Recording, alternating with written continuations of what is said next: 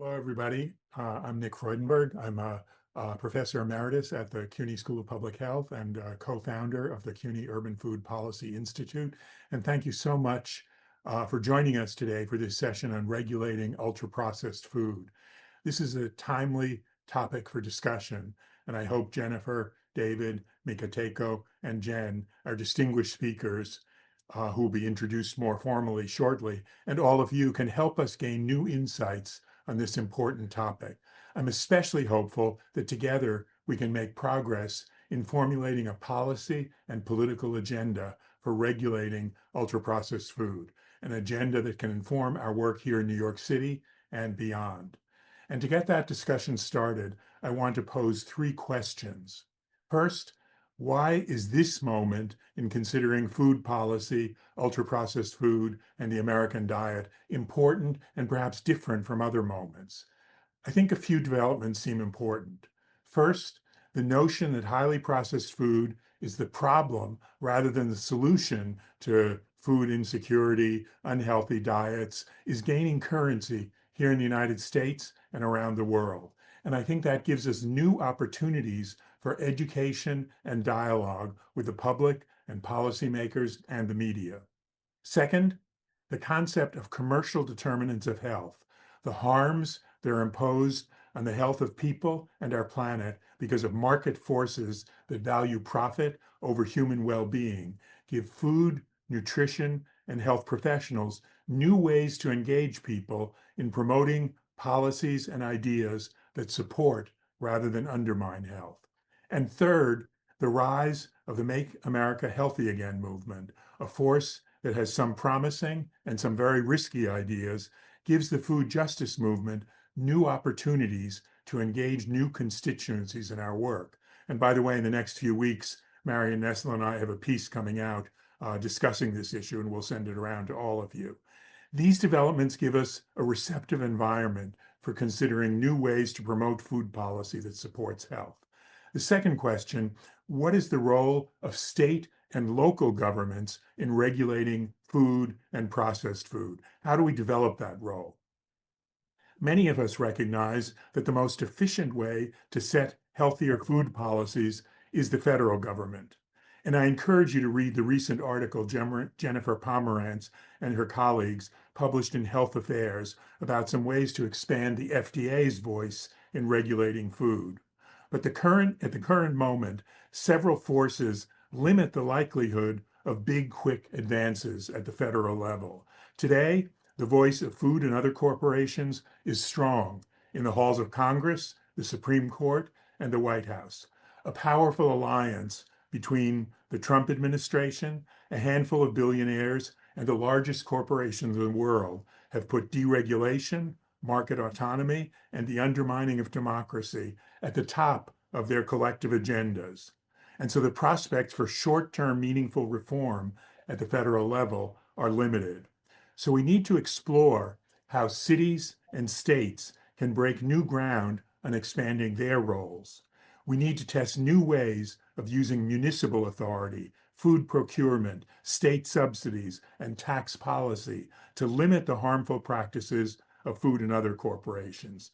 Today, we'll hear about some of the lessons from such struggles in San Francisco, but we should also be seeking to use the power of practice-based evidence from around the world to inform new policy initiatives.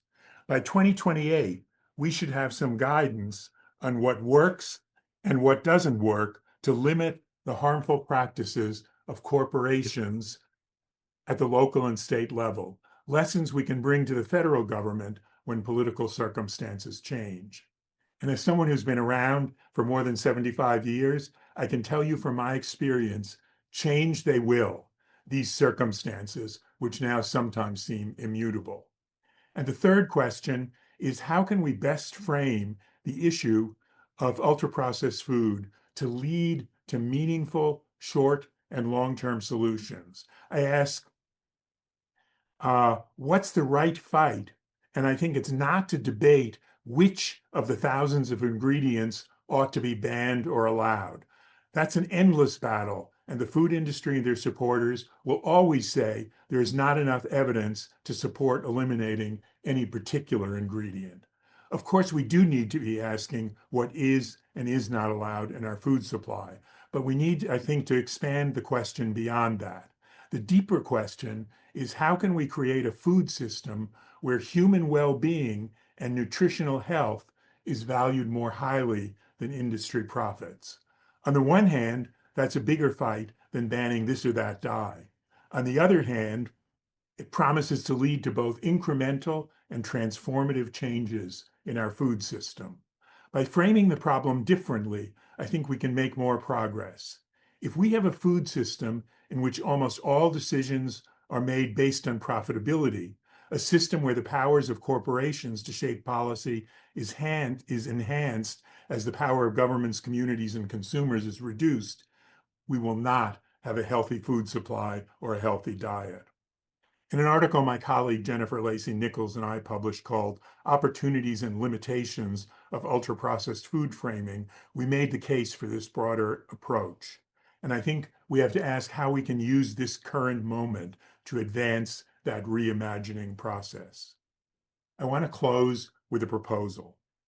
In the next 4 years, can we make New York City and other cities laboratories, testing grounds for new approaches to modifying laws, regulations, budgets, and beliefs about using city and state governments to reduce the harmful practices and policies of food and other corporations, using the experiences of San Francisco, other cities, states, and countries? Can we create a focused strategic agenda, for example, for more forcefully regulating false and misleading advertising, reducing monopoly concentration, limiting the power of corporations to externalize the costs of their health and environmental damages to consumers and taxpayers, opening public supermarkets, expanding the public sector in food, and more. In New York, with a population, a mayor, and many legislators determined to make our city more affordable, healthier, and more equitable, can we be a model with other cities for progressive reforms that can, in 1928, inform federal changes needed to make this approach more universal? I welcome working with all of you and listening carefully now to realize our opportunity to make this dream a reality. Thank you, and I turn it over to you, Jen. Thanks so much, Nick. Jen Cadenhead. I'm assistant professor here at CUNY, and I'm going to introduce our panelists. First is David Chiu. He's the 15th City Attorney of San Francisco. He leads one of the nation's top municipal law offices, and he provides legal counsel to the mayor, the board of supervisors, and over 100 city departments and boards. And he has recently announced the first of its kind lawsuit against some of the nation's largest ultra-processed food manufacturers for creating public health crisis through product engineering and target marketing, which is some of what we're going to talk about today. Jennifer Pomeranz is a public health lawyer and associate professor at the School of Global Public Health at New York University. Her research focuses on public health law and policy with a focus on the food environment. And she's the first author of a textbook, Public Health Law and Practice, and author of Food Law for Public Health. And we have Mikateko Mafuyeka, and she's the legal advisor for Africa at the Global Health Advocacy Incubator. She's an admitted legal practitioner in the High Court of South Africa, and she's previously worked in the presidency with School of Public Health as a senior researcher and public health lawyer. And she's also a legal practitioner and law lecturer. And what we've come to talk about today, which hopefully we can have a really good discussion on, is, this is a very historic moment. And maybe first, David, you could speak to this from your perspective and the historical perspective. why are efforts such as lawsuits like you filed targeting ultra-processed foods appropriate at this moment? And maybe you could also give us a little historical background about what is in your complaint. Sure. Well, first of all, thank you so much for convening this really important discussion, and just appreciate everyone who is engaging on this. Just to cut to the chase of why now, we're in the midst of a public health crisis. We all know we're seeing skyrocketing healthcare costs that are reflective of the fact that so many chronic diseases have been skyrocketing in recent years. So we're talking about obesity, type 2 diabetes, fatty liver disease, heart disease, kidney disease, depression, etc. And a lot of scientists for many years have suspected, as we all have, that the foods that we're eating are making us sick, and specifically ultra-processed foods. And what has changed, I would say, particularly in the past few years, is the data and the scientists have confirmed what we have all suspected, that ultra-processed foods are deeply linked to this rise in chronic diseases. We now know that as ultra-processed food consumption has risen, so have all these chronic diseases. And this has been particularly alarming across a lot of populations, but particularly with kids who are, for example, experiencing the type 2 diabetes and obesity at levels that were previously unheard of. We are having an epidemic of these preventable diseases. Now, we've thought this for years, but very significant research has come out, particularly in this past year, which took many years to compile. The industry on the other side have spent years trying to refute this. They've literally been trying to pay off scientists to tell us otherwise.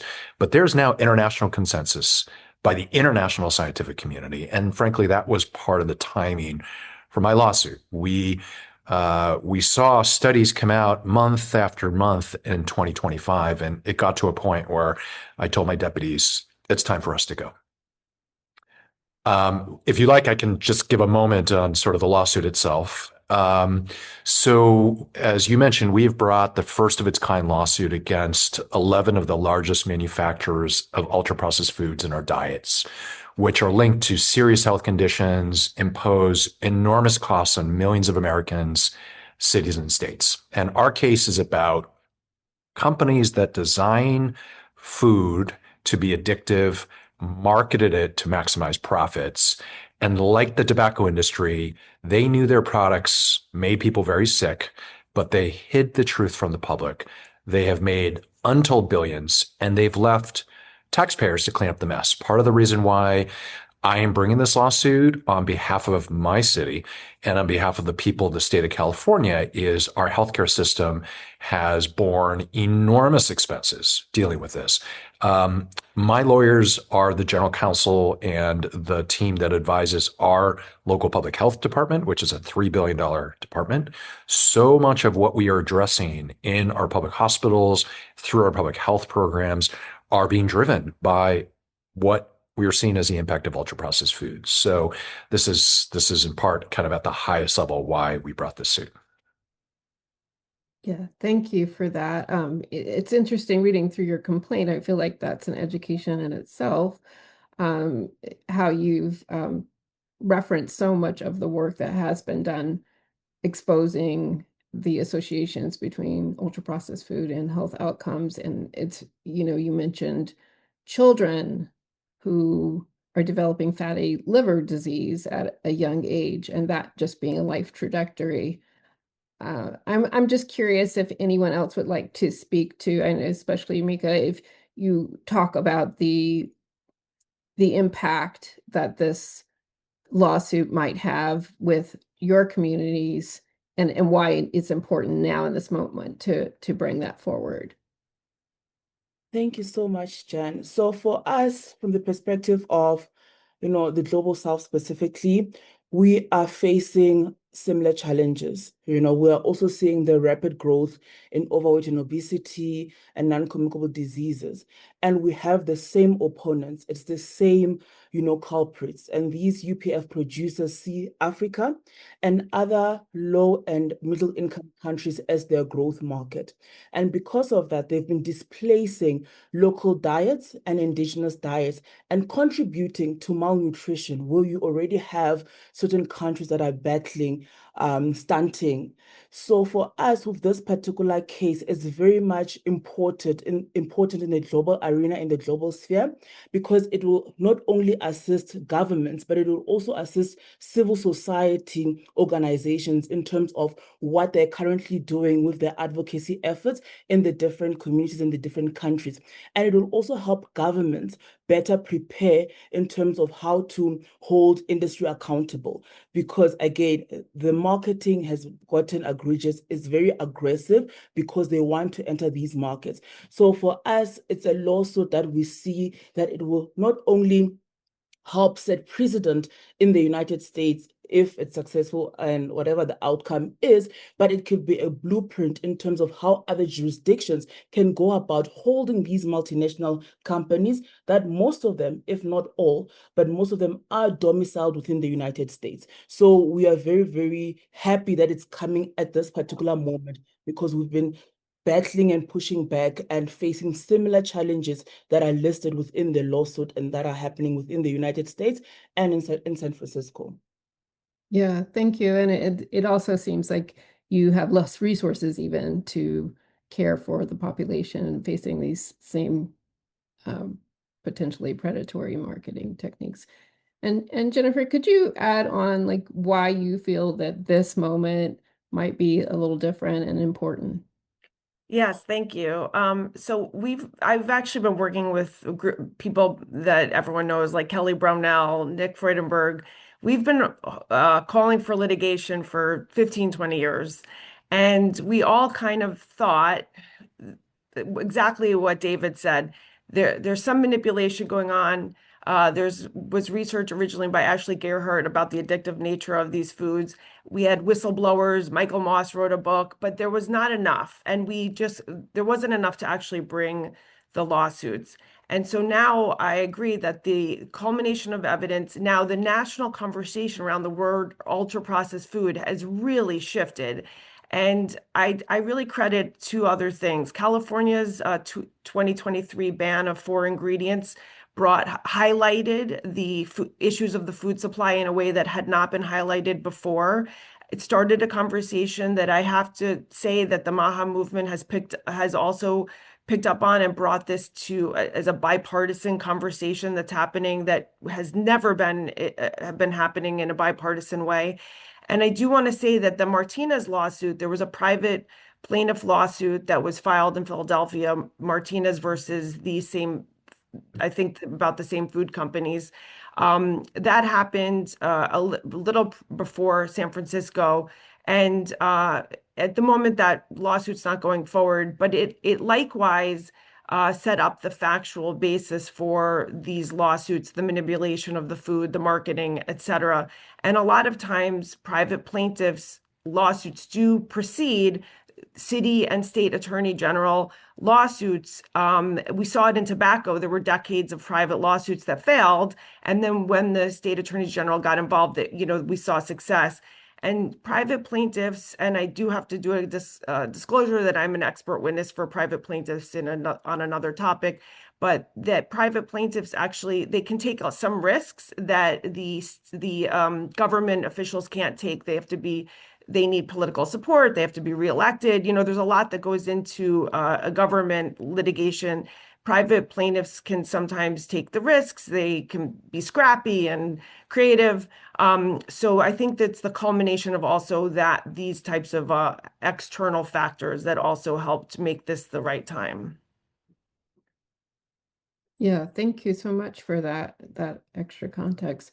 And speaking of David, you mentioned all of the research. I know there was a meta-analysis by Lane that basically referenced 10 million different participants and all the harms that ultra-processed foods can cause.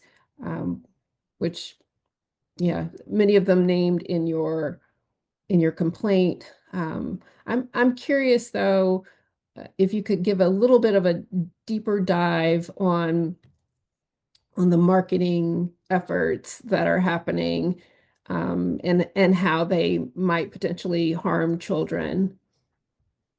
Absolutely. And I'm going to actually ask my staff if we could put the complaint into the chat so that folks have an opportunity to see it. But I want to start with a little bit of history because we've been talking about big tobacco. And we lay this out in the first couple pages of our complaint. But what we discovered as we dove into this issue was that starting in the 1960s, big tobacco bought major food companies. So we're talking about R.J. Reynolds purchasing Nabisco and Del Monte, Philip Morris purchasing General Foods and Kraft.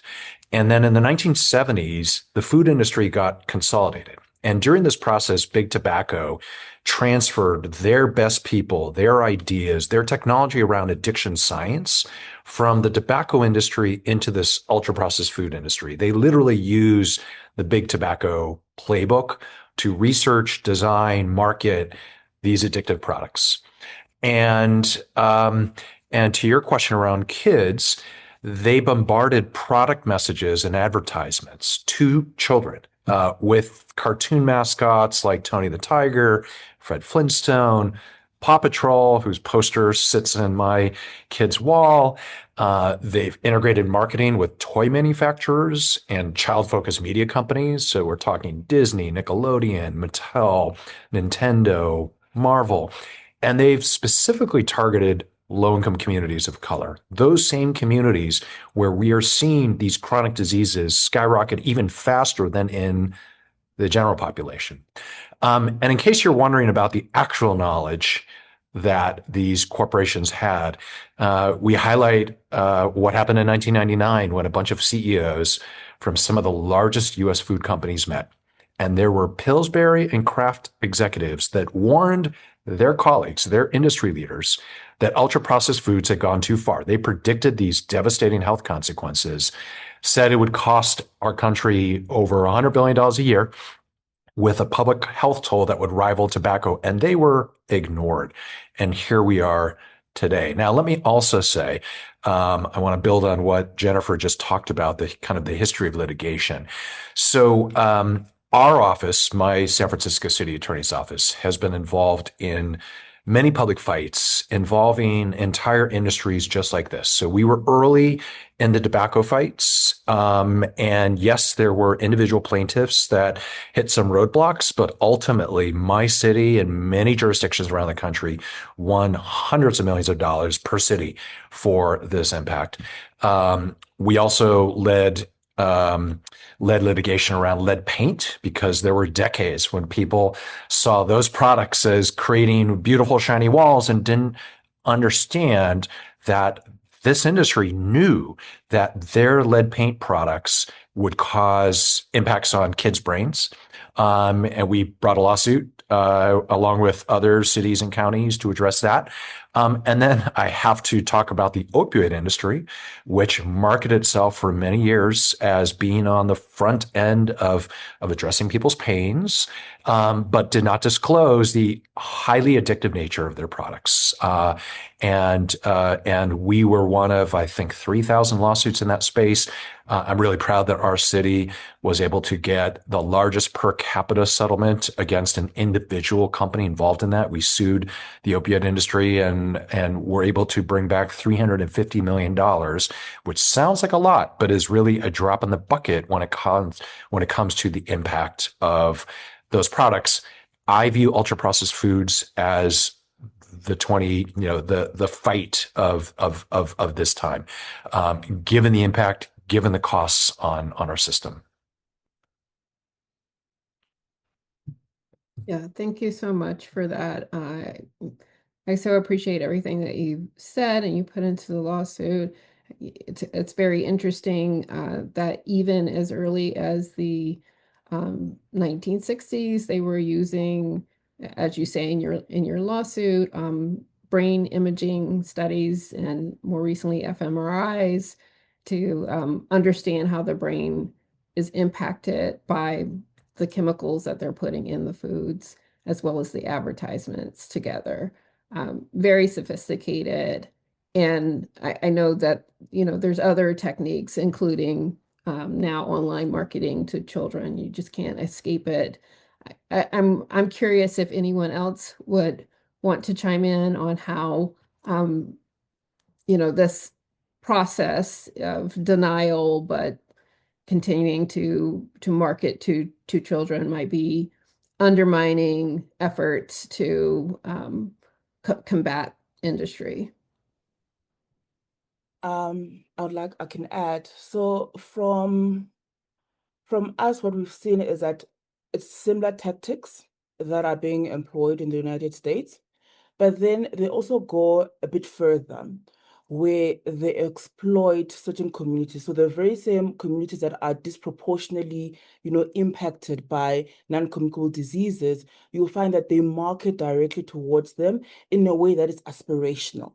Once you've made it in life, once you've reached this particular social class, this is what you need to be consuming. This is the kind of lifestyle that you need to have.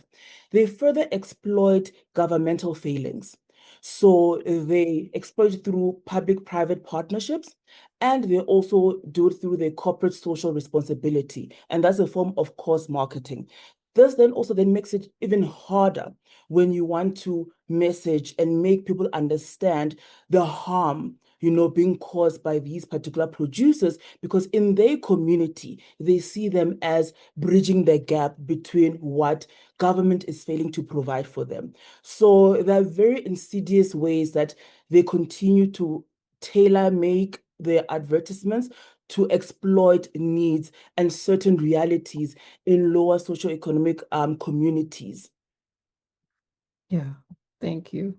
Also, I guess I've seen sponsorships and things like that. So it's like they're a good community partner. So why would you want to take away jobs from people or other things like that? Yeah.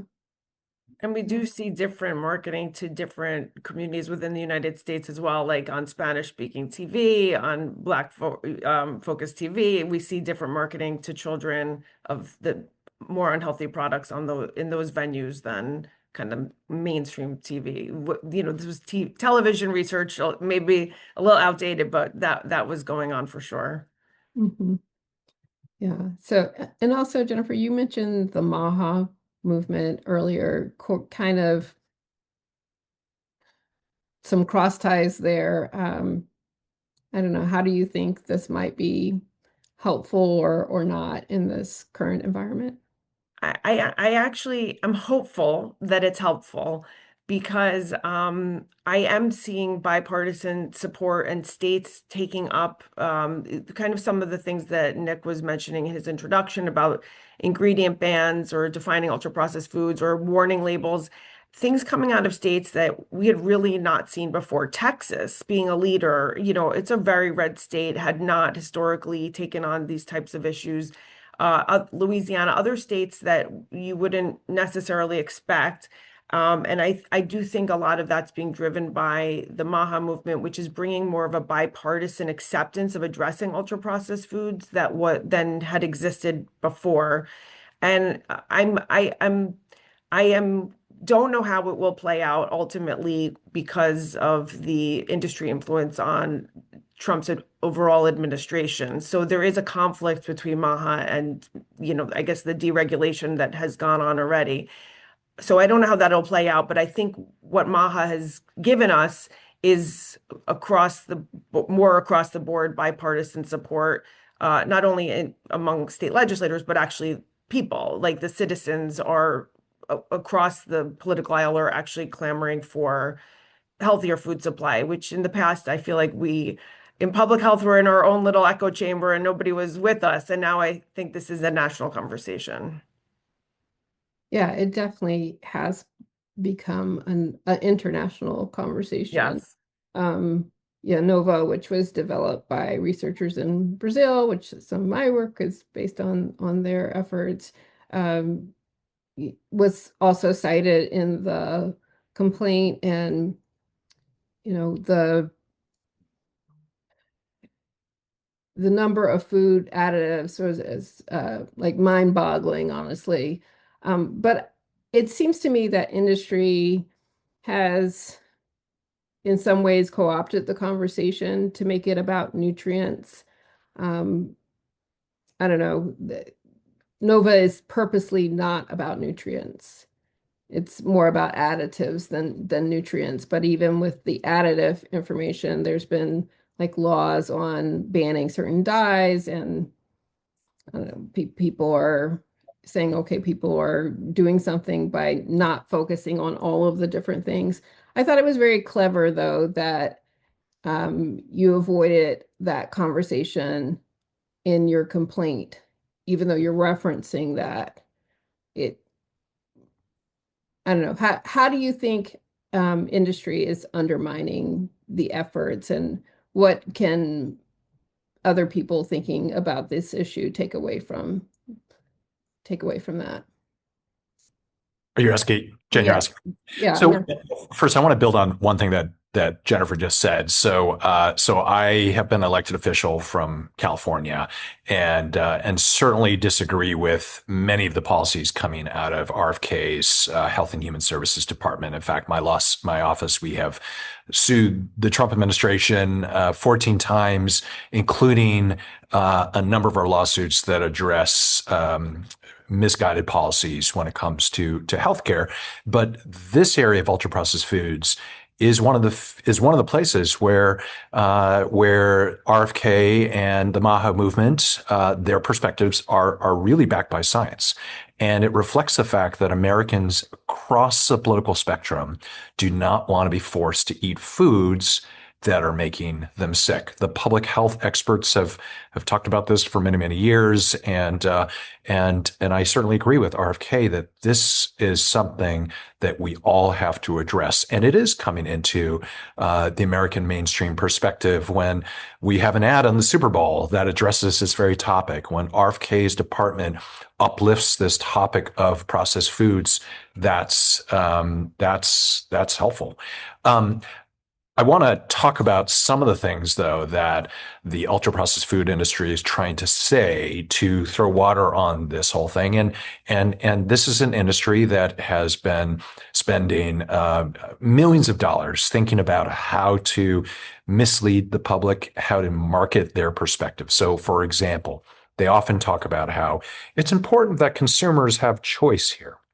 And the fact of the matter is, when 70% of the food supply are ultra-processed foods, when our American food supply is just dominated by these products, with an industry that has produced these addictive products with deceptive advertising that are particularly targeting kids, targeting low-income communities of color, they are creating the illusion of choice, but they're actually depriving us of choice. And my call to the industry is they can choose to stop making us all sick. That is their choice. But at this moment, we don't have the choice as consumers that we need. Another thing that they often like to say during this current national debate around so-called affordability and the fact that prices are going up is they're saying, well, our products are more affordable. They are cheaper. And one thing I think is important to point out is, diabetes is not affordable. Heart disease is not affordable. Mental health issues and depression is not affordable. Being addicted to foods that make you sick is unaffordable.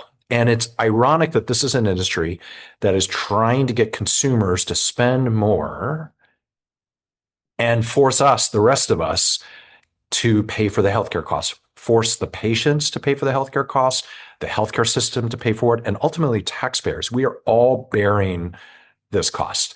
But these arguments are clever and they're insidious, but it's important, I think, to just push them back and be direct about it.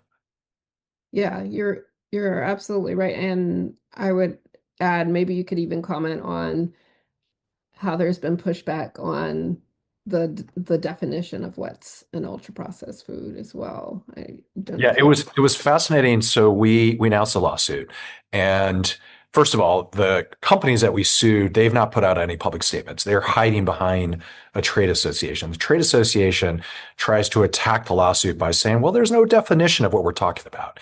Well, the fact of the matter is there are definitions. In the scientific community, NOVO is the standard accepted definition. In our state of California, there was a state law that was passed last year that establishes a very clear definition.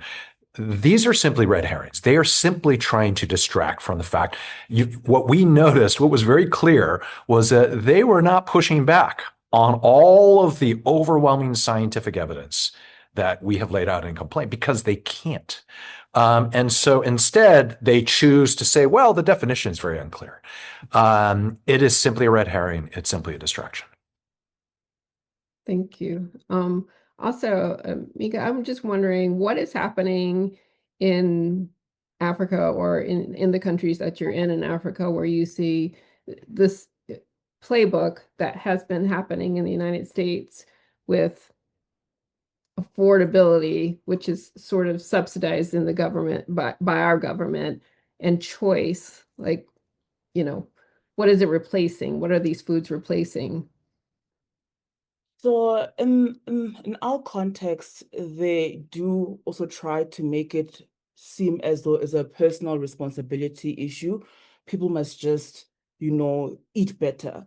But then you're talking about individuals most of the times who don't have access, or sometimes because of how even the ingredients is listed in the packaging, they are not even aware in terms of how harmful what they're consuming is. And that's why, for example, there is a need for regulations that will make it easier for consumers to be able to understand, okay, sodium is salt, for example, or what this is actually sugar. So they try to make it a personal responsibility thing, and they also try to make it so as people just don't want to eat healthy. And another way in which they push to then undermine efforts, besides just saying you just need to eat better, is obviously classic textbook lobbying. Then they also then deny the evidence and they ask for more research and more evidence.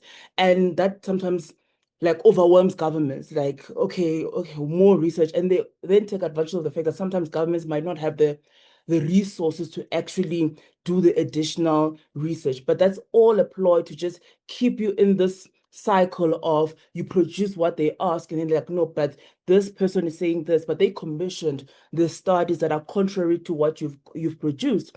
And they also push for self-regulation. Like, no, there's no need for you to regulate us. We'll behave by ourselves. We can regulate ourselves. And there have been a lot of studies globally, but also in South Africa, for example, that have been conducted because there were some pledges that, for example, Coca-Cola had made that prove that self-regulation doesn't work. So they make pledges, we're going to regulate ourselves. There's no need for government to intervene, and then they end up not doing it. Then they just delay government efforts through also front groups, through public participation efforts or mechanisms, depending on the jurisdiction. And also they threaten litigation. And that's because they know that those particular governments cannot afford that litigation, because you find that a turnover of that particular multinational company is even more than the GDP of some of these countries that they are aggressively entering into. So these are just some of the things that these producers and manufacturers and the industry as a whole is doing to undermine efforts within lower and middle income countries and the global south as a whole. I have to say, what you guys just listed was the exact corporate playbook. You could have written the paper on it. That's what you both just said was the corporate playbook. I'd love to add two things but they're doing that exact same playbook in the United States. Everything you listed. Another is safer products, like better for you ultra processed foods that are, low fat or higher protein is the new hot topic of ultra processed foods, or more fortification with vitamin claims, right? So they have like the better for you versions of ultra processed. The last playbook we haven't seen yet in this context, but they also lobby to preempt litigation. So we've seen this in other contexts where they lobby to get the legislator to actually make it that you cannot litigate. So in fact, in 26 United States, you cannot sue food companies claiming certain harms because they got preemption in those states. We don't have a federal law like that, but there are in firearms and in other areas. So that's something that's to put on the radar as something that could be coming up, is to preempt litigation. Mm. Well, yeah, and Rosita, but some a reference there for that too. Wow. Well, lots to talk about, and also want to point out in your complaint that you had mentioned that ultra processed foods are not just an issue because of the nutrients, which is what a lot of companies claim, but also because there are other potential harms inherent in just the processing, including contaminants and just the food being put into a different type of matrix than what the human body is used to, which is really fascinating.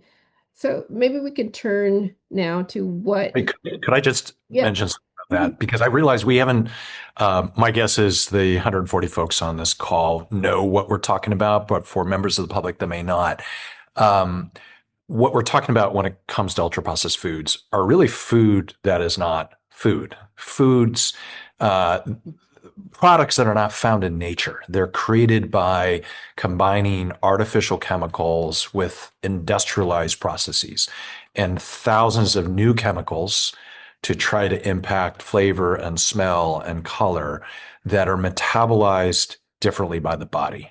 And these are products that are designed with addictiveness as a feature, not as a bug.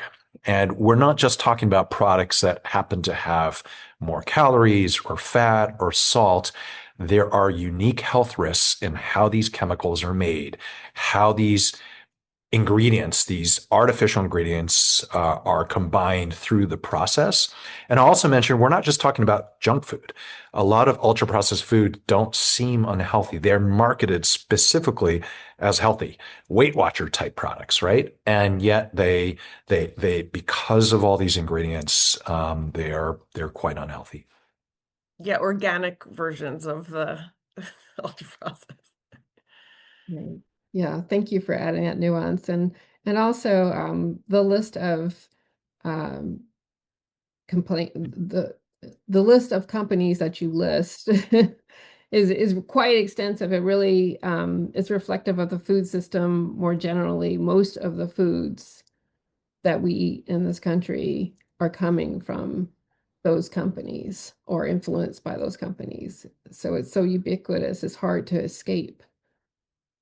That's right. And again, I have to emphasize 70% of the American food supply are ultra processed foods. It's an incredible amount. And to emphasize something of Mika's point, there are so many parts of even the United States, wealthiest nation in the world, where our everyday people can't get access to real food.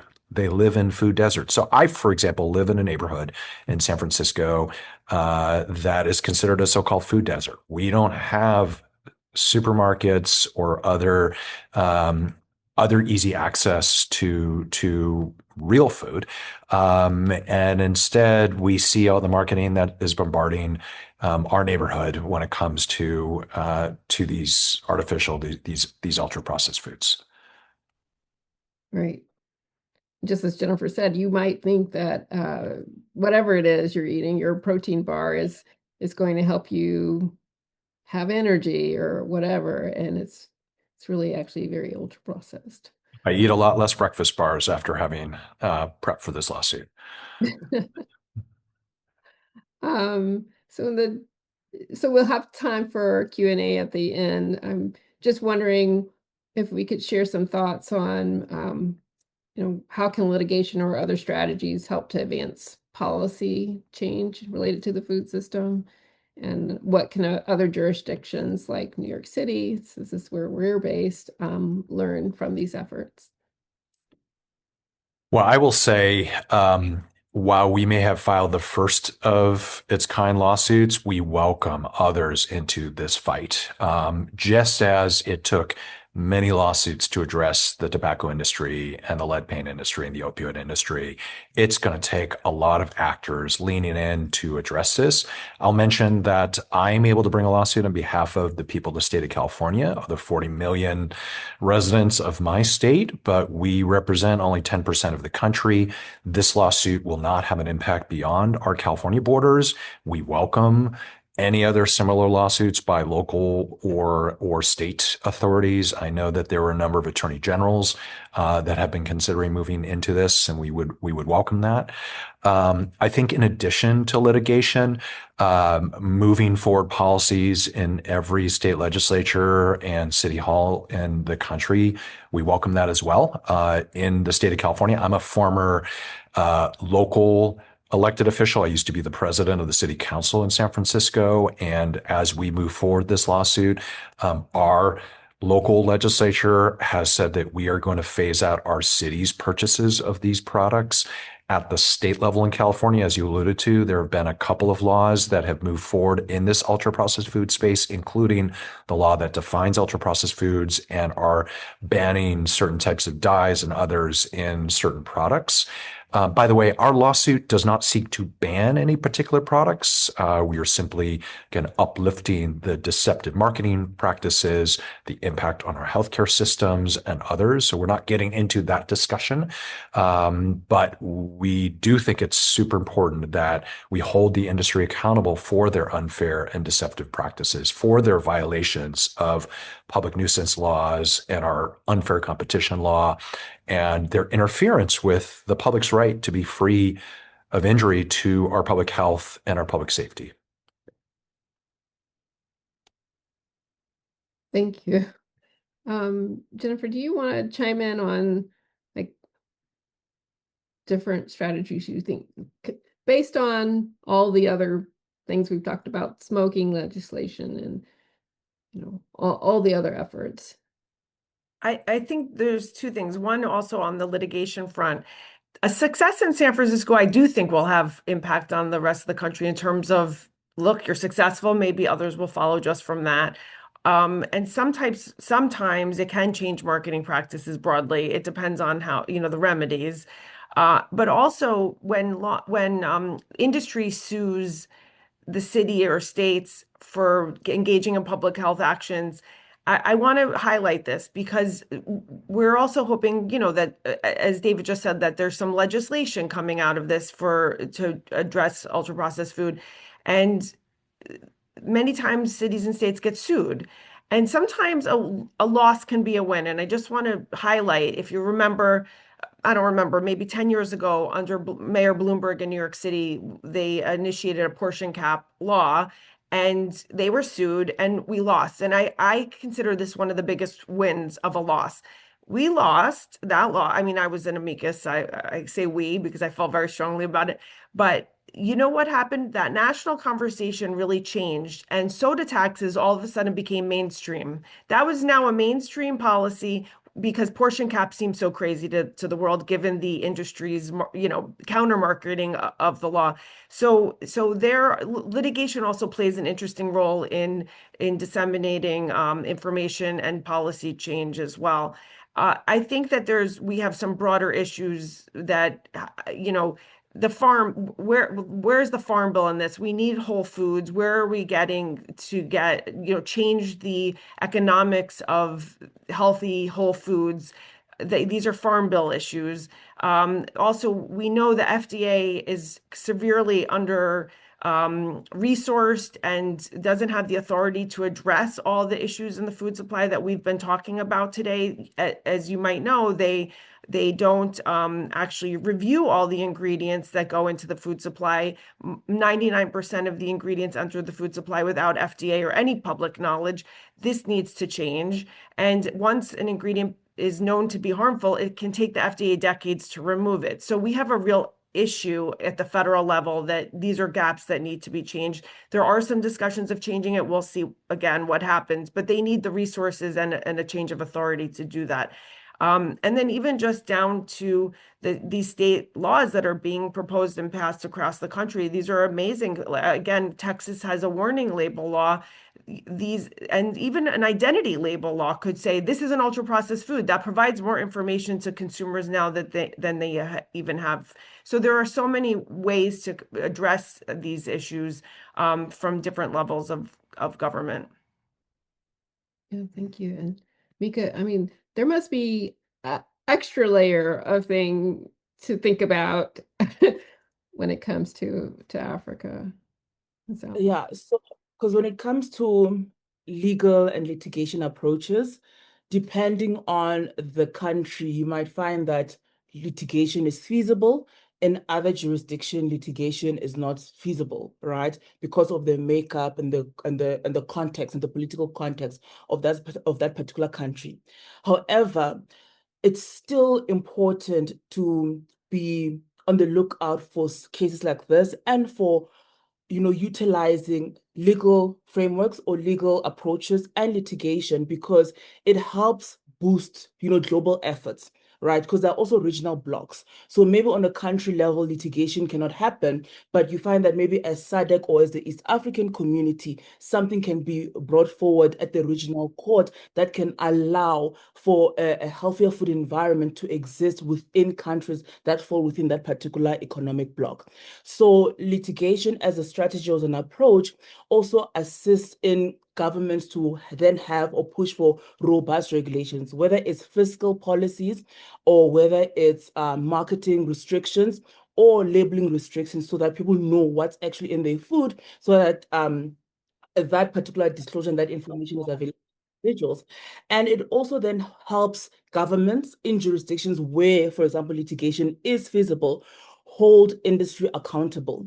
It also then helps those governments also introduce legal frameworks or even policies around conflict of interest and lobbying so that they're able to have safeguards in place and that allows them to push for robust laws if they can't necessarily then litigate.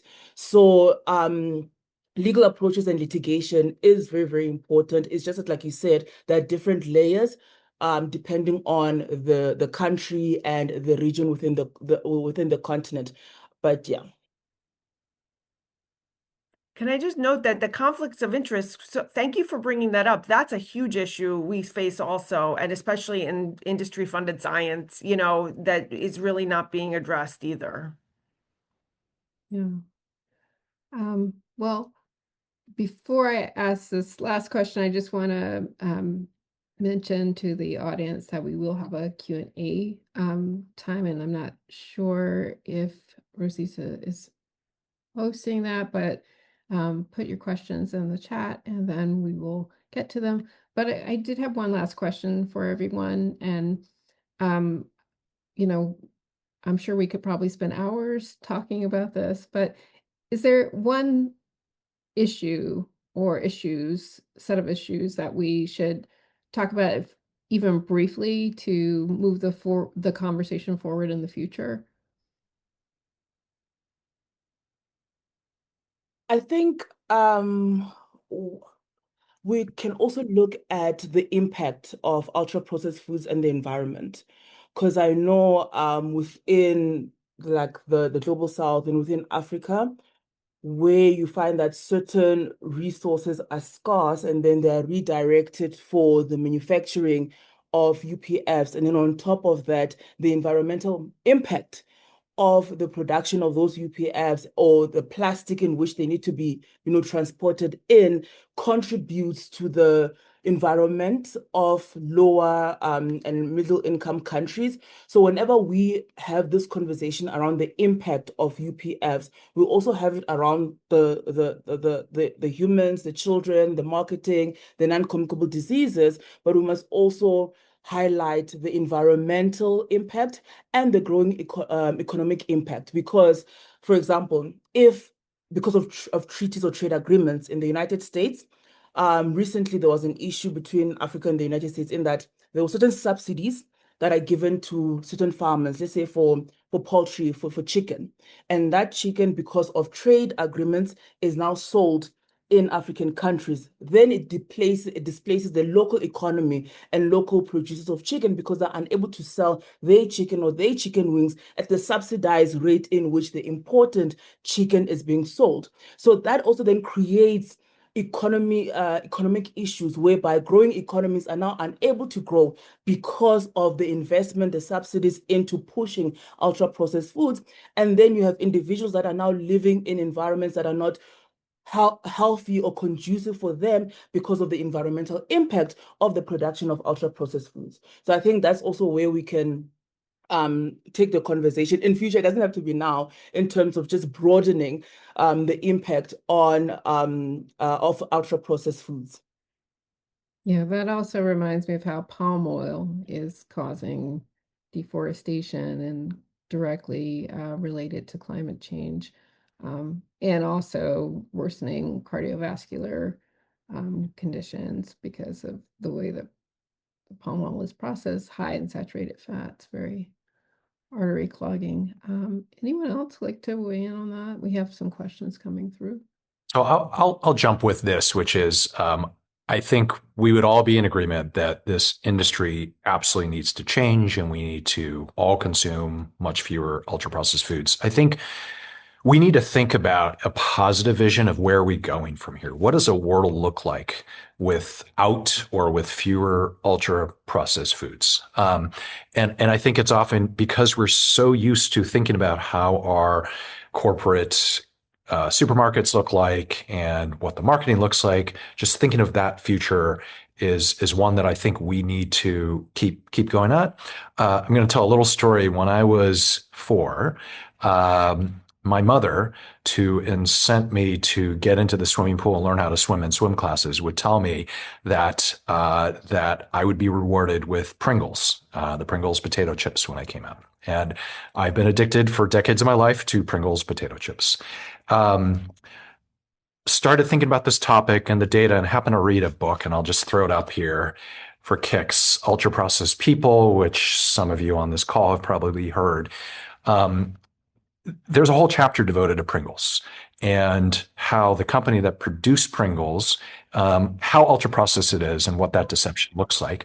There are also chapters in this book that lay out the conflicts of interest in this industry, the extent to which the industry has tried to deceive through paying of scientists, the impact of this industry on the global South, and in particular, they talk about what happened in the Amazon forest with an entire generation of kids who used to eat natural foods, and how Nestle, the company, literally put a riverboat pushing their favorite products, a lot of candies, and addicted an entire generation of Brazilians to their foods, and we're now seeing incredibly unhealthy outcomes. So let me fast forward to today. How do we wean folks off of ultra-processed foods? I will tell you, in the last year, my own family, we have a practice every weekend. We go to the farmer's market. We don't go to supermarkets anymore. In the supermarket, my son would ask to buy the Pringles, would ask to buy the Frosted Flakes, would ask to buy all the products that are marketed to 9-year-olds. We now go to the farmer's market where we're trying to support all those folks that have far fewer additives and preservatives and none of the chemicals and none of the addictive features of those products. But again, just thinking writ large, what are we going to do as a society to get us to a place? And maybe the last thing I'll say is somehow humans managed to live for millennia without ultra-processed foods. This has really been a very recent phenomenon in our economy and when it comes to what we consume. But literally, these products are killing us. We can go back to where we were before when we were healthier and we had products that were actually natural and where we were consuming food that is food. I just have one thing to add. I loved what you both said. Thank you. The only thing is that I think people might be surprised to also know that our food labels don't always disclose all the ingredients. So as I mentioned, 99% of ingredients enter the food supply without FDA or public knowledge. And some of these ingredients are just labeled generically, like flavors, but they're complex chemicals, as David was explaining the definition, this industrial processing. So you can't necessarily save yourself by reading an ingredient label. So that's another part of the conversation, that it's not as transparent as one might think. Yeah, great points. Thank you all. I'm gonna read some of the questions that are coming in. This one is from James Krieger. It's for Attorney Chiu. It's, if other cities were to join, presumably the lawsuit, would they join the San Francisco suit or file separately? Um, I'm happy to talk to any cities that are interested. I would probably encourage folks, if they can, file separately, particularly if they're outside of California. But more than happy to have conversations with any cities or states that are interested in this kind of litigation. Okay. I think that's representing someone in Seattle. So yeah, maybe they can just talk to you about it. Okay, and then this is for everyone. It's not only industry that's trying to turn it into a discussion of nutrients and away from NOVA, ultra processed food classification. Quite a few nutrition and health organizations are doing the same, which weakens our ability to push hard against industry. Thoughts on how to deal with this and build more unity with our colleagues.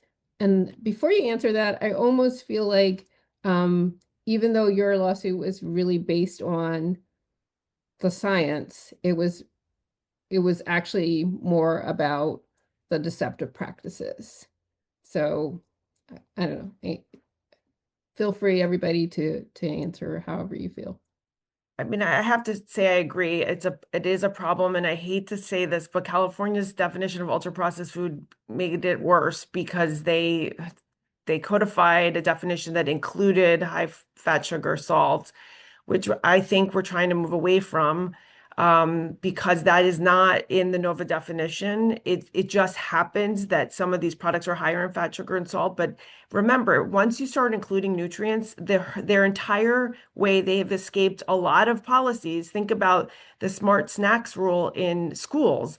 It was based on sugar, fat, and salt. And what did they do? They reformulated. They just lowered the sugar, fat, and salt. So then there's a bunch of ultra processed products in schools with lower sugar, fat, and salt. And that's, I think, what's going to happen in California is that they'll just reformulate. Then they'll still be ultra processed, but just lower sugar, fat, and salt. And that's really what we're trying to avoid here, is address ultra processed products as they are, because they're ultra processed, not having to do with nutrients. So I agree. And I would like for people to get on board with the NOVA definition for this reason. By the way, I'll just mention, so our lawsuits complaint covers products that meet both definitions, the NOVA definition as well as the California definition. So just wanna mention that. And I just want to add also that with some of our colleagues within this space, we can't get them on board because they are on the payroll of some of these producers and manufacturers. We've had instances in South Africa where academics from leading institutions who work within the food space, food and nutrition space, food system space, one was a non-executive board member of Nestle. And they were talking about how they're going to change things from within. And you couldn't, compete with that because they were also getting paid millions per annum to be a non-executive board member. So it's also about being able to decipher, which colleagues within the space can actually, have those conversations where we convince them and which ones are on payroll. And we just shouldn't waste our time with that because not all of them are, have the objectives that are similar to ours or genuinely want to understand in order to push the work and the cause forward. Yeah, some of them are here to distract because they're on these producers' payroll. Yeah, it's a constant battle. This one is from Kelly Brownell. It's for David. How are you thinking of remedies? What do you feel would have the greatest public health impact and industry would be the last likely to work around? So, as I've said, ultimately, we're looking to hold this industry accountable through a number of ways. We're challenging unfair and deceptive practices and violations of public nuisance laws and a state law in California called the Unfair Competition Law that essentially says that if one company or a set of companies are breaking laws in ways that give them an advantage in the marketplace against others. So imagine the ultra-processed food industry vis-a-vis other parts of the food industry that are not ultra processed, we have an ability to hold them accountable. We also really are laying out this public nuisance claim of interference with the public's right to be free of injury to public safety. So what we're seeking as far as remedies, we want to enjoin deceptive marketing. That's important. We're also looking for restitution and civil penalties to offset the enormous healthcare costs that we have paid. So as I said, we're not looking to ban products, but we're looking to recoup some of the billions of dollars that we spend every year just as one city on healthcare impacts that are a result of ultra processed foods. And Yeah. for non-lawyers, enjoin means to stop. Yes, sorry. Thank you. Yeah, sorry, I missed that one. Went over my head. What did you say? Well, we simply we want the industry to stop deceiving the public when it comes to marketing, to be transparent and clear about what we're talking about. Yeah, yeah, absolutely. Nevin had a question for you also, David. It's what roles, if any, does civil society / advocacy organizations play in supporting the litigation? And did your office engage a set of organizations before filing the complaint? So we certainly had lots of conversations with experts, and I have to tell you, the public health establishment, doctors, scientists who are not being paid off by the industry, has been incredibly helpful to us, as well as have helped to amplify and let others know what is happening. This is a moment. I mean, I think public health advocates should be taking this on as an issue, just as there are many other issues, to educate the public on what's happening, to educate policymakers, to push policymakers to enact laws, local, state, and federal, that address this. I agree with Jennifer that, we align right now in what we are saying between RFK and MAHA and the Department of Health and Human Services, but we still are hopeful that they are going to do more. They're actually going to take action here. And advocates can help push all policymakers at every level to enact laws, to enact good regulations, to encourage my counterparts to bring lawsuits in every part of the country. That is how this is going to change. That is how we've been able to drive down tobacco rates. This is how we've been able to hold the opioid industry accountable. And this is the next public health frontier. Yeah, that's interesting. So you're saying the more the merrier, basically. Absolutely. I do not want to, I may be the first, but I certainly don't want to be the last person to bring this kind of laws. Yeah, I guess I would go to, when you pointed out that meeting in 1999 where industry really didn't do anything. And I suspect it's because their profit is what they have to answer to shareholders. And so if you continue to have lots of lawsuits, that aren't preempted, then, there's a financial cost of doing business dishonestly. Right? Absolutely. Just as an aside, that's the same history as the fossil fuel industry. It's this, they had the same meetings that somebody pointed out. No one wants to do it. So it's this, again, the playbook. Mm-hmm. Yeah. Another question for Attorney Chiu. So from Josephina Nunez, what is the concrete expected outcome of this lawsuit? Precisely what kind of policy action is feasible, given it will impact 70% of the food supply in the US, and that can create huge ripples in the market. But really, you're filing on behalf of the city of San Francisco and California, right? So. Well, again, we are certainly hoping that we change the marketing and advertising practices of the industry. That's super important. And as I said, Just San Francisco alone, we have billions of dollars of healthcare costs, and large fractions of that we believe are due to ultra processed foods. So we will certainly, through the course of this litigation and through discovery, learn more about exactly what's been going on. And we will craft what we hope will be a good resolution here. But we're obviously at the beginning stages of a litigation. I think we all know that with this type of litigation, these are multi-year efforts. So we'll see how it all plays out. Yeah. This is from Rhea Ragu. It's to all speakers. What are some community health approaches to addressing the prevalence of ultra-processed foods while litigation occurs? I'm specifically interested in areas where there's less accessibility to non-ultra processed foods like food pantries.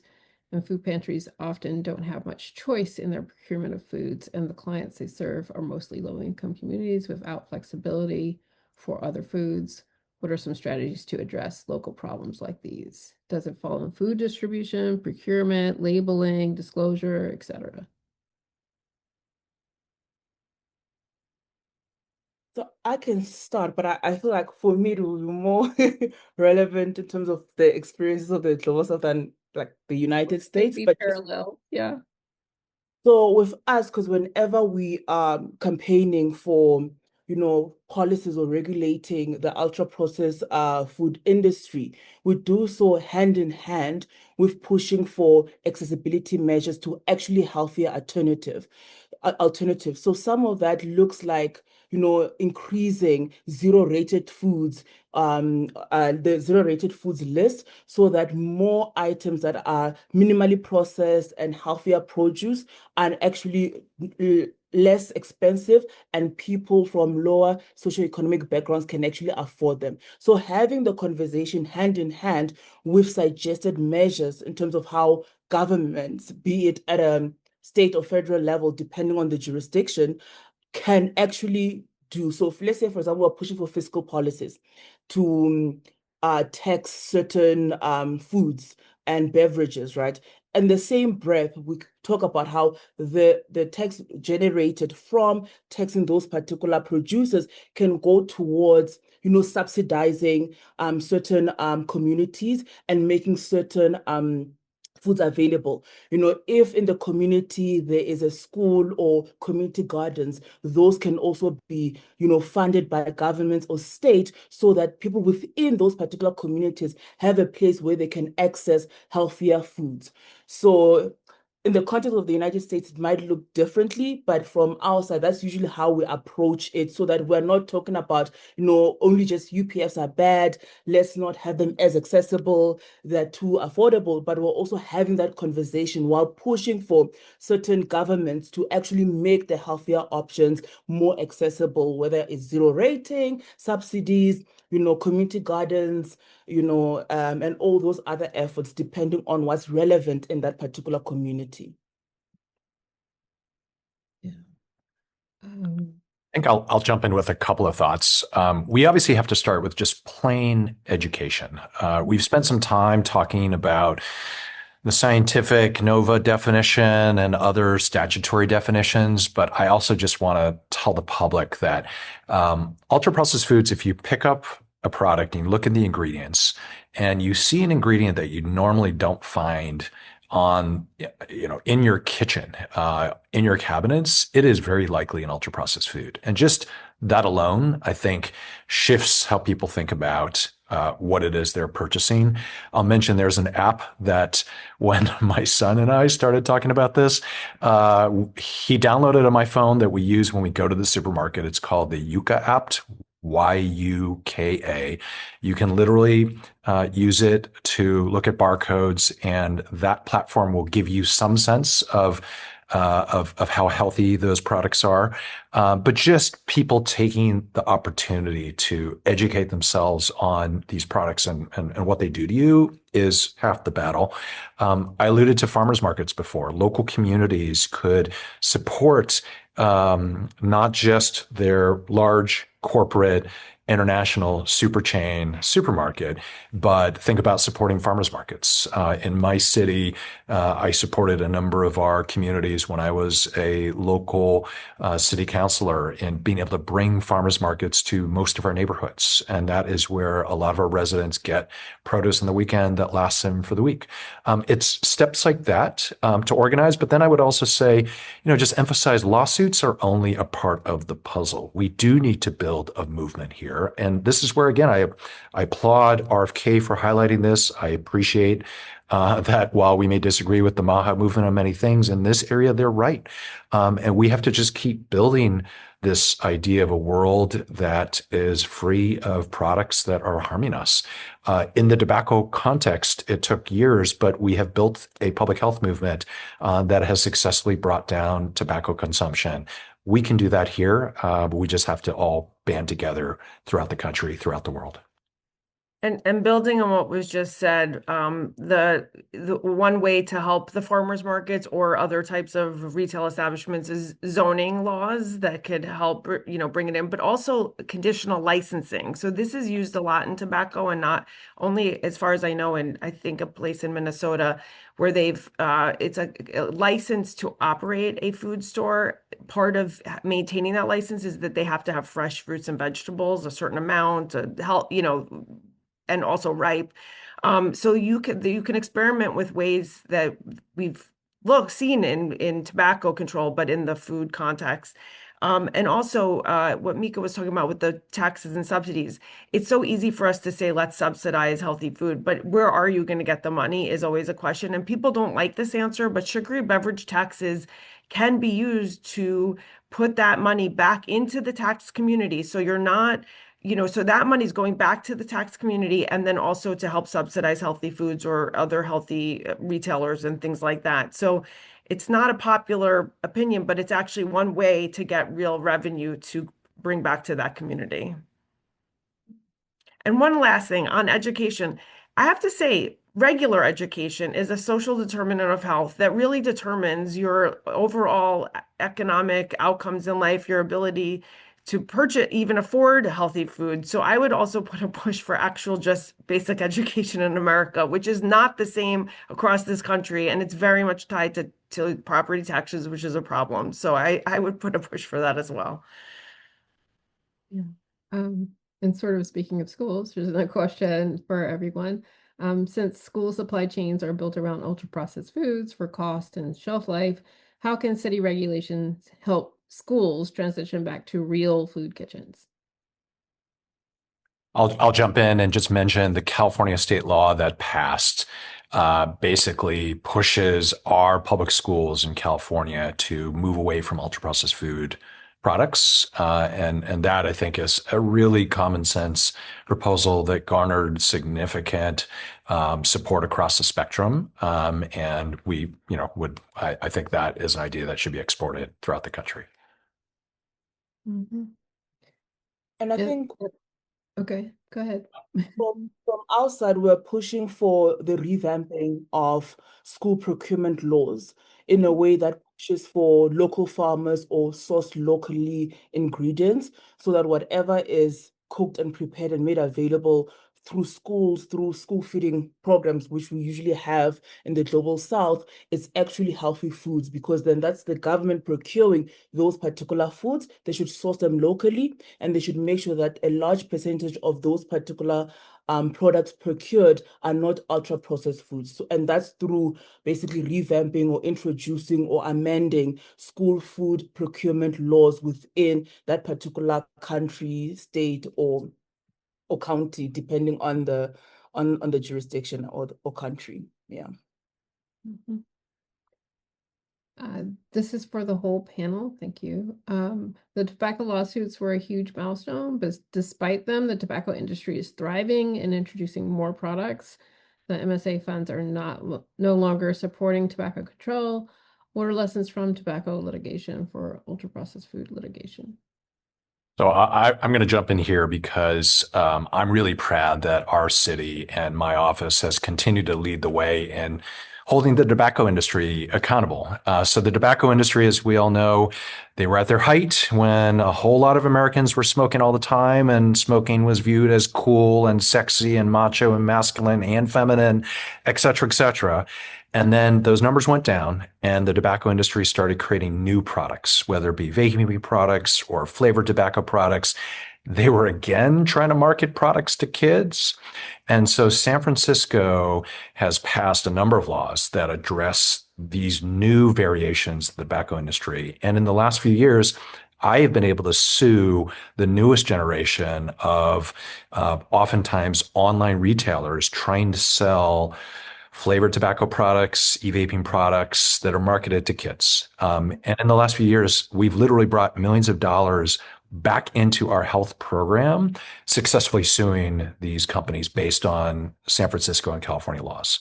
So, again, you have to just continue to evolve the practices to keep up with I would say in this instance, the diabolical innovations that are being brought about by industries that are used to billions of dollars of profit, are seeing those billions of dollars of profit go down, and they're plowing their profits into new products and new marketing techniques that are harmful. And it's incumbent upon folks like me, but also the public to be aware of this and to be vigilant and to address it. One could say the same around the opioid industry. The opioid industry devastated, literally killed hundreds of thousands of Americans. And every day on the streets of every city in America, we are seeing the impact of an industry that deceptively marketed addictive products. And it has taken thousands of lawsuits to rein in and shut that down. And unfortunately, we're at the beginning stages of this conversation around ultra processed foods, but I do think in 5 or 10 years, we'll be in a different spot, and we will remember kind of this transition period and the beginning of this conversation. Yeah. I don't think we mentioned the numbers, but like in the complaint you mentioned was 300,000 people were dying every year in the United States as a result of ultra processed foods, which the food industry knew. So that was 25 years ago, 26 years ago. So the number has only increased. Another question, is there any litigation that private citizens can bring now to support San Francisco litigation?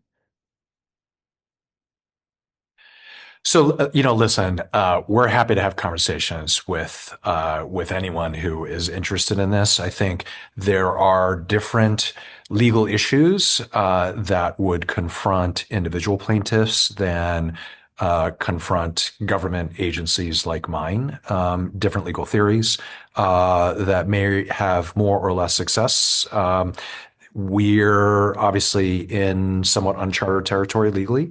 We feel very confident that there are violations of unfair and deceptive practice laws and our unfair competition law, our public nuisance laws, and we will see how things go. But the more plaintiffs that there are, the more lawyers that there are, the more we can ensure that these laws are actually enforced all over the country. And on that point, if you're planning to initiate a lawsuit, you need to really research your jurisdiction, because in most states, you actually have had to suffer the harm. You can't just say I'm suing. In some places, you can sue as a private attorney general and try to bring an action against companies for harming the public. For the most part, that's the city and state AG's job. But so for private plaintiffs, they usually have to have suffered a harm. So, you'd want to consult with an attorney on that. Mm-hmm. There's a question here about whether the lawsuit, Jennifer, I think you mentioned this before, where there are ingredients that aren't necessarily listed. And so this person was asking if the lawsuit addresses more transparency, not just deception. That's a question for David. David, yeah, for David. Sorry. I mean, to some degree, again, our perspective is that the industry is deceiving the public when it comes to its advertising. So this issue, I think, is one of a number of issues that we'll definitely be digging into as the litigation proceeds. And that's something for the FDA to regulate, that they have to actually disclose ingredients. Yeah. Okay, I think we're going to make this our last question. Unless another one comes up quickly. But it's related to school foods. Okay, we have one more after this. How do the issues discussed here intersect with the National School Lunch Program, and what policy opportunities exist to reduce reliance on ultra-processed foods in school meals? Not sure if anyone can answer that, because I don't think this was exactly our topic, but maybe how might this trickle down into other federal programs? And this for anyone. Can I bring up something on the last question? Yeah.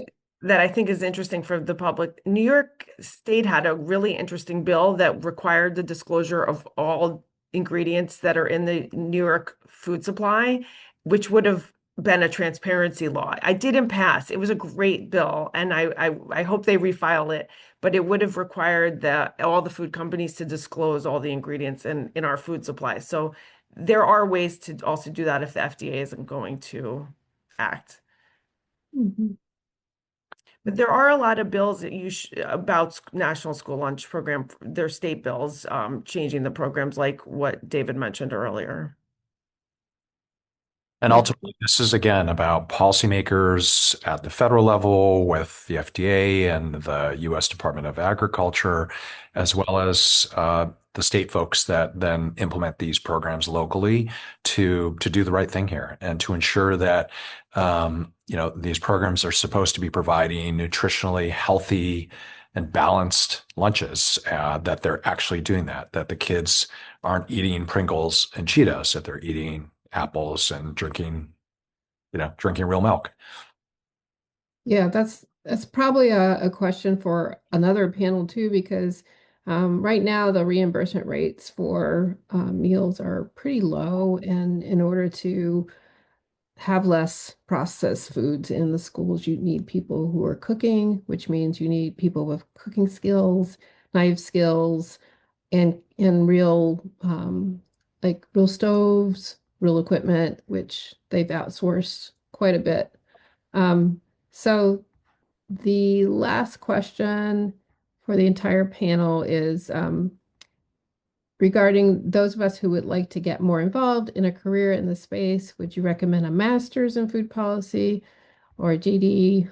Well, for you, Mika, I guess that would be the LLM, LLB, even if you prefer to not be a practicing attorney.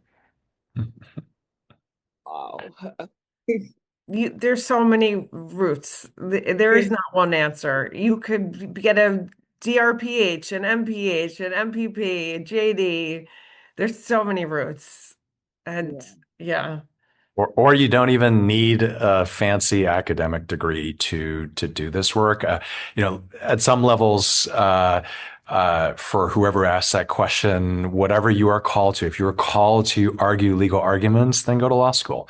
If you're called to study public policy, then study public policy. If you're called to organize people, you can work in politics without doing any of that. But the fact of the matter is, it's going to take folks from all sorts of backgrounds to be able to address this. It's going to take advocates and lawyers and policymakers. It's also going to take scientists and physicians and people who are brave and courageous enough in the business community to say the right thing. It'll be whistleblowers within these companies. It's going to be people in the C-suite and board of directors and investors saying, we have to stop investing in this. We've got to do something different. And it's going to take Health and Human Service secretaries and city attorneys around the country. Our country, our world's reliance on ultra-processed food products has been decades in the making. We're not going to reverse it overnight with one lawsuit, but each of us doing what we can will create that ripple effect that hopefully will make us all healthier again someday. Bravo. Yes. Yeah, and on that amazing note, I just like to thank all of you for an amazing discussion. I think um, Raziza put something in the chat that this video will be available online on the YouTube channel in just a few days. And if you want to stay connected to the CUNY Urban Food Policy Institute, just click on that link to sign up or join us on LinkedIn. But we can't thank you enough for your engaging, insightful conversation, for sharing your time with us. We so appreciate you. Thank you. This was wonderful. Thank you for having us and convening this conversation. Bye.